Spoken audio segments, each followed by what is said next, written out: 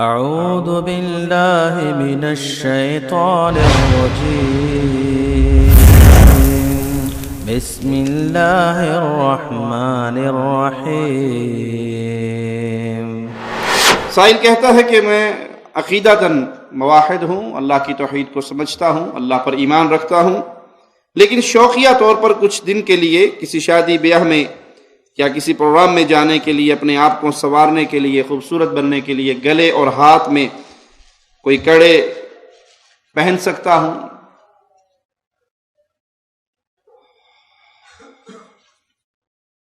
محمد کریم صلی اللہ علیہ وسلم کا فرمان ہے، وہ مرد جو عورتوں کی مشابہت کرتا ہے اس پر اللہ کی لعنت برستی ہے، اسی طرح وہ عورت جو مردوں کی مشابہت کرتی ہے اس پر بھی اللہ کی لعنت برستی ہے، او کما قال علیہ الصلوۃ والسلام۔ تو زیور شریعت محمدیہ میں صلی اللہ علیہ وسلم عورتوں کی زینت ہے۔ عورت گلے میں ہار پہنتی ہے، چوڑیاں پہنتی ہے، کڑے پہنتی ہے، خوبصورتی کے لیے یہ چیزیں استعمال کرتی ہے۔ اگر کوئی انسان یہ سمجھتا ہے کہ میں بھی جب تک گلے میں لاکٹ نہ پہن لوں، ہاتھ میں کوئی کنگن نہ پہن لوں تو میری بھی خوبصورتی پوری نہیں ہوتی، معنی یہ وہ اسلام پہ راضی نہیں ہے کہ اسلام نے اس کو مرد بنایا ہے، اور مردوں کی خوبصورتی چہرے کے اس پر رونق باوقار تاج کے ذریعے اللہ نے مردوں کو حسن دیا ہے۔ وہ داڑھی شیو کر لیتے ہیں، ہاتھوں میں کڑے پہن لیتے ہیں، گلے میں کوئی لاکٹ پہن لیتے ہیں کسی کے نام کا، اور سمجھتے ہیں کہ بالکل اب میں خوبصورت نوجوان لگ رہا ہوں۔ وہ حقیقت میں اسے اپنی مردانگی پسند نہیں ہے، اس کا بس نہیں چلتا بیچارہ کسی طرح زنانہ بن جائے۔ اگر تو ہاتھوں میں کوئی کڑے پہنے، کوئی پتھر پہنے، بھلے وہ انگوٹھی کی صورت میں پہن لے، یا اور اس پہ یہ عقیدہ بھی رکھے کہ یہ انگوٹھی، یہ کڑا، یہ چین، اس کے پہننے سے فلاں مرض فلاں بیماری ختم ہو جاتی ہے، یہ فلاں پیر صاحب نے فلاں شاہ صاحب نے پڑھ کر دیا ہے، اس نے پھونک مار کے دی ہے، تو پھر تو وہ تو عقیدے سے گیا، بد عقیدہ ہو گیا۔ نہ پتھروں میں شفا ہے، نہ دھاتوں میں شفا ہے، نہ پیروں کی پھونکے مارے ہوئے کالے دھاگوں میں شفا ہے، بلکہ جو اس طرح کی چیز کو لٹکاتا ہے اس کو اسی کے حوالے کر دیا جاتا ہے، یعنی وہ اللہ کی رحمت سے دور ہو جاتا ہے۔ اگر تو کوئی عقیدے کی لحاظ سے پہنتا ہے، جی یہ زمرد پہن لیا، یاقوت پہن لیا، فیروزہ پتھر پہن لیا، میری فلاں فلاں فلاں بیماریوں کا علاج ہو گیا، تو یہ تو بد عقیدہ ہے، یہ پتھروں پہ ایمان لاتا ہے، اللہ کی توحید کا انکار کرتا ہے۔ لیکن ایک شخص ایسی کوئی چیز نہیں، اس کا کوئی عقیدہ نہیں ہے، وہ خوبصورتی کے لیے ہاتھوں میں پہنتا ہے، چین گلے میں پہنتا ہے، تو یہ مرد ہونے کے باوجود عورتوں کی مشابہت کر کے اللہ کی لعنت کا حقدار بن رہا۔ مسلمان مردوں میں یہ چیز آئی کہاں سے؟ کفار کی فلمیں دیکھ کے، ان کے پروگرام دیکھ کے، ان کافر اداکاراؤں کو دیکھ کے، ان کے ہاتھ میں پڑے ہوئے یہ سارے سسٹم دیکھ کے وہ سمجھتا ہے کہ اسی میں خوبصورتی ہے۔ تو پھر اپنے دل سے پوچھئے، کیا آپ کے دل میں محمد کریم صلی اللہ علیہ وسلم کی محبت ہے؟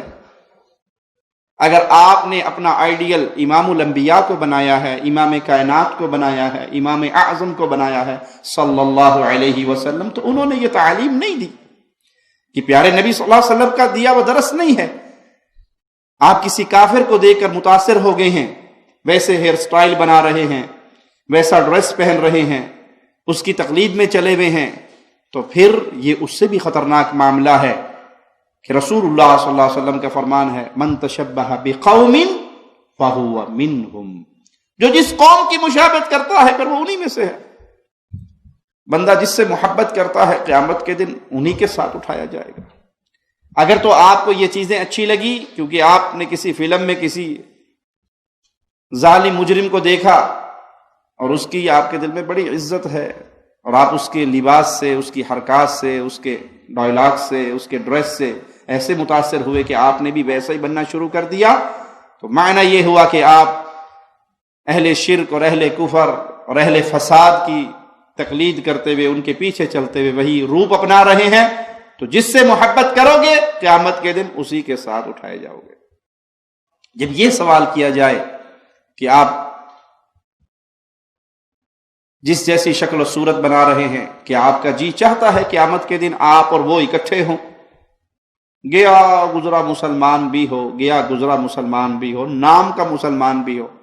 اسے فلمی دنیا کے کسی بندے کا نام لے کر کہو کہ آپ کا جی چاہتا ہے قیامت کے دن جہاں وہ ہوگا آپ بھی وہاں ہو، وہ کہے گا جی آپ کیسی باتیں کرتے ہیں۔ یہ دعا کریں اللہ مجھے نیک لوگوں کا ساتھ دے۔ بھائی جب آپ کے دل سے دعا یہ نکلتی ہے کہ قیامت کے دن میں اولیاء اللہ کے ساتھ ہوں، انبیاء کے ساتھ ہوں، جنت میں اعلیٰ مقام پہ ہوں، تو پھر اپنے عمل بھی انہی لوگوں جیسے بنانے کی کوشش کرو۔ اور اگر آپ یہ سمجھتے ہیں کہ یہ لوگ بڑے اچھے ہیں تو اپنے دل سے فتویٰ لیجئے۔ کیا کبھی آپ کے دل نے یہ پکار بلند کی کہ کاش قیامت کے دن جہاں فلاں اداکار اور اداکارہ ہوں تو مجھے بھی اللہ اس کے پڑوس میں ہی جگہ دے دے، بس مزے ہیں، وہ گاتی رہے گی میں سنتا رہوں گا؟ گیا گزرا مسلمان بھی یہ دعا نہیں کرے گا۔ تو معنی کیا کہ اس کی فطرت سلیم تسلیم کرتی ہے کہ یہ لوگ ایسے نہیں ہیں جن کے ساتھ آخرت میں اکٹھے ہونے کی دعا انسان کے دل سے نکلے۔ تو جب ان کے ساتھ اب آخرت کا اکٹھ نہیں چاہتے تو کم از کم دنیا کے اندر بھی اپنی لائن سیدھی کر لو، جن سے محبت کرتے ہو ان جیسا بننے کی کوشش کرو۔ اور اگر آپ کے دل میں محبت ہے محمد کریم صلی اللہ علیہ وسلم کی تو پھر ان کی سنتوں پہ، پیارے نبی کے طریقوں پہ چلیے، صالحین سے پیار کیجئے۔ حدیث میں بڑا عجیب قصہ آتا ہے، ایک شخص جنت میں ہوگا اور بڑا اعلیٰ مقام پہ ہوگا جنت میں، تو اس کا دنیا کا دوست وہ نظر نہیں آئے گا۔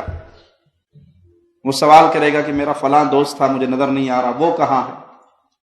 جواب ملے گا وہ تو یہاں پہ نہیں ہے، وہ تو دوسری پارٹی میں ہے، یا گناہوں کی وجہ سے کم تر جنت میں ہے، یا گناہوں کی وجہ سے کہیں عذاب کے معاملے میں ہے۔ تو یہ دعا کرے گا کہ اللہ میری خوشی، میری زندگی، جنت میں میرا سکون و آرام تو تبھی پورا ہوتا ہے جب میں اپنے اس پیارے دوست کے ساتھ ہوں۔ تو اگر وہ جنت کے نچلے مقام پہ ہے، اس نیک بندے کی دعا سے اللہ اٹھا کے اسے اس کا پڑوسی بنا دے گا۔ تو آپ یہ سوچئے کہ دنیا میں جس سے محبت کر رہے ہیں، جس جیسا بننے کا آپ کے دل میں شوق اور بھوت سوار ہو رہا ہے، کیا وہ اولیاء اللہ ہیں؟ کیا وہ اصحاب رسول اللہ ہیں صلی اللہ علیہ وسلم؟ کیا وہ محمد کریم صلی اللہ علیہ وسلم کی سنتوں پہ عمل کرنے والے ہیں؟ تو پھر تو آپ تو بڑے مبارکباد کے مستحق ہیں کہ نیک لوگوں کا پڑوس جا رہے ہیں جنت میں۔ اور اگر ماجرا اس کے برخلاف ہے، وہ آپ بھی جانتے ہیں کہ گندی دنیا کے لوگ ہیں، تو پھر سمجھ لیجئے کہ آپ نے اپنی لائن اولیاء اللہ والی لائن نہیں اختیار کی، بلکہ اولیاء و شیطان کے راستے پہ چل رہے ہیں۔ كنتم خير أمة أخرجت للناس تأمرون بالمعروف وتنهون عن المنكر وتؤمنون بالله